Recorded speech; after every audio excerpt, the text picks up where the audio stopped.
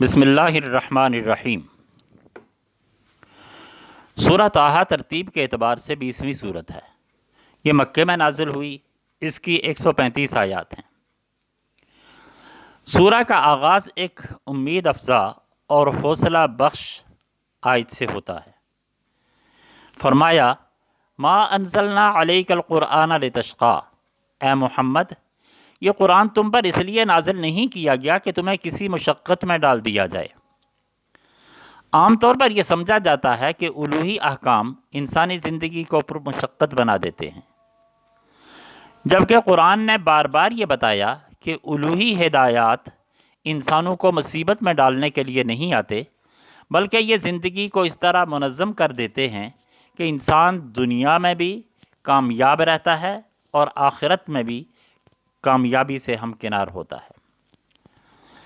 انسان در حقیقت اللہ کی ایک شاہکار تخلیق ہے، اور اللہ یہ چاہتا ہے کہ انسان اپنے اختیار سے، اپنے عمل سے، اپنی فکر سے، اپنی سوچ سے، اپنے عقیدے سے اور اپنی صلاحیتوں کو استعمال کرتے ہوئے دنیا اور آخرت میں دونوں جگہ کامیاب رہے۔ اسی کے لیے اللہ نے انسان کو شروع سے الوہی ہدایات دینے کا اہتمام کیا، اور یہ بھی بتا دیا تھا کہ جو کوئی ان ہدایات پر چلے گا اسے کوئی غم ہوگا اور نہ خوف ہوگا۔ چونکہ اس کائنات کا مالک اللہ ہے اور یہ کتاب اللہ کا کلام ہے، اس لیے اس سے زیادہ کون جانتا ہے کہ انسانوں کی بہتری کس میں ہے۔ اسی لیے اس نے فرمایا کہ قرآن تو ایک یاد دہانی ہے، یعنی وہ پیغام جو شروع سے آدم سے لے کر اب تک آتا رہا ہے، اسی کی یاد دہانی کے طور پر قرآن آیا ہے، اور یہ بتا رہا ہے کہ انسان کو اپنی زندگی کس طرح گزارنی ہے۔ اس سورت کی چند تمہیدی آیات کے بعد فوراً موسیٰ علیہ السلام کا واقعہ شروع ہوتا ہے۔ قرآن حکیم میں جا بجا موسیٰ علیہ السلام کا واقعہ مذکور ہے، اور بہت سی جگہ بہت تفصیل سے شروع سے آخر تک سارا واقعہ ہے۔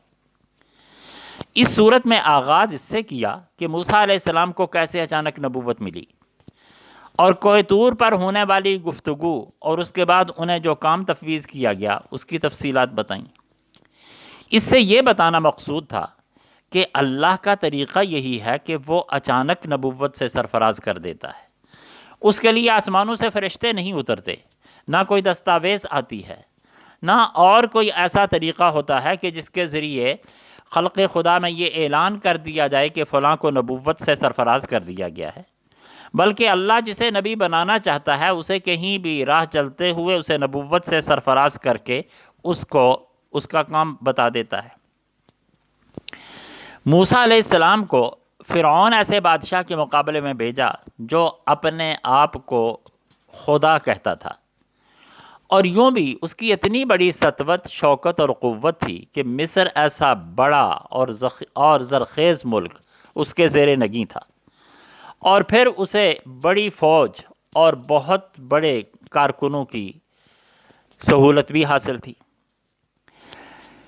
موسیٰ علیہ السلام اور فرعون کا تذکرہ کر کے در حقیقت یہ بتانا مقصود ہے کہ قریش کو اور مکے کے مشرکین کو یہ کہا گیا کہ تم اپنی دشمنیوں کے باوجود فرعون ایسی شوکت، سطوت اور اقتدار نہیں رکھتے۔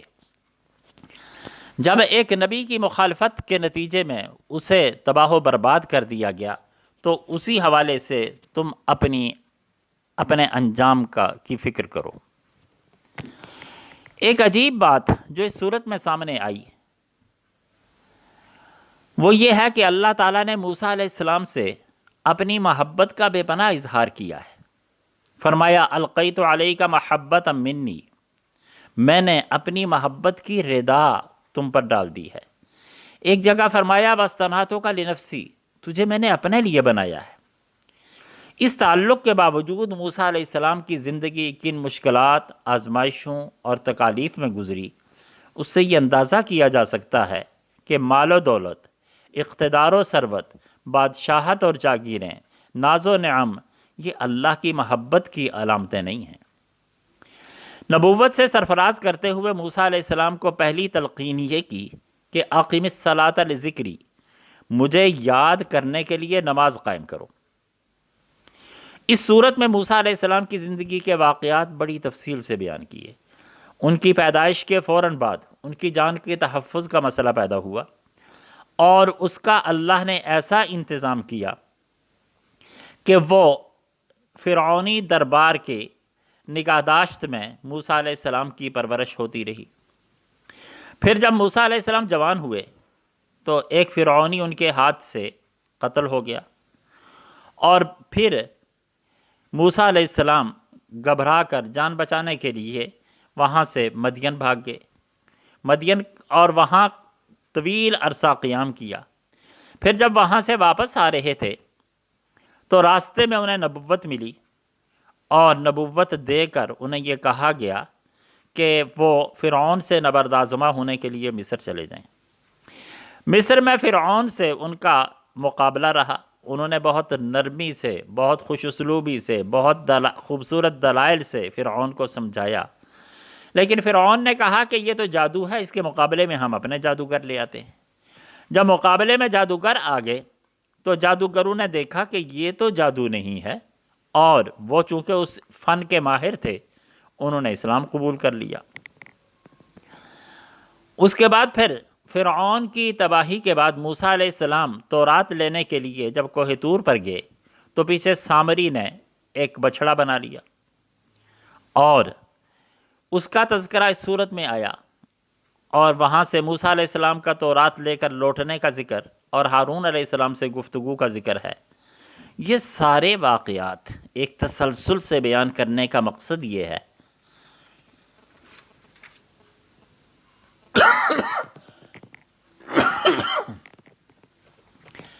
کہ رسول اللہ صلی اللہ علیہ وسلم کی بے سر و سامانی کے باوجود مسلمانوں کی مظلومیت اور مشرکین مکہ کے ظلم و ستم دیکھ کر کسی کو یہ نہیں سوچنا چاہیے کہ اللہ اپنے نبی کو تنہا چھوڑ دے گا، اور یہ اندیشہ نہیں ہونا چاہیے کہ نہ معلوم کیا انجام ہو۔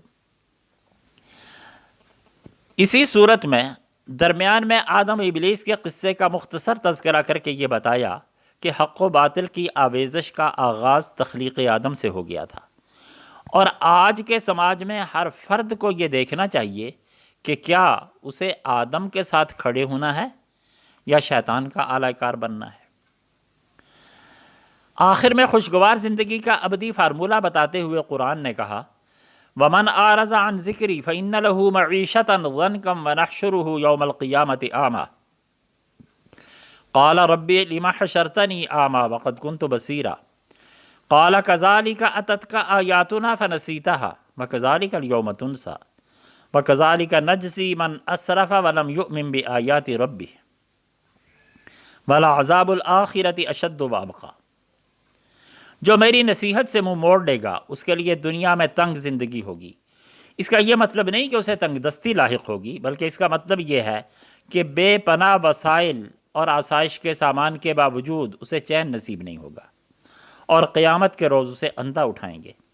وہ پوچھے گا پروردگار دنیا میں تو میں آنکھوں والا تھا، یہاں مجھے اندھا کیوں اٹھایا گیا؟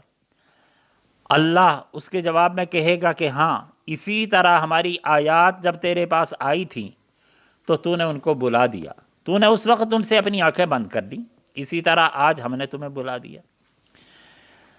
اسی طرح ہم ہر حد سے گزرنے والے اور اپنے رب کی آیات نہ ماننے والے کو دنیا میں بدلہ دیتے ہیں، اور آخرت کا عذاب زیادہ سخت ہے۔ جس طرح سورہ کا آغاز نماز کی پابندی کی تلقین سے کیا، اسی طرح اس کے اختتام پر بھی کہا کہ حرام خوروں کے عیش و عشرت دیکھ کر دل شکستہ نہ ہو، یہ تو چند روزہ آزمائش ہے۔ اپنے اہل و عیال کو نماز کی تلقین کرو اور خود بھی اس کے پابند رہو۔ ہم تم سے رزق نہیں چاہتے، رزق تو ہم ہی تمہیں دے رہے ہیں۔ وآخر دعوانا ان الحمد للہ رب العالمین۔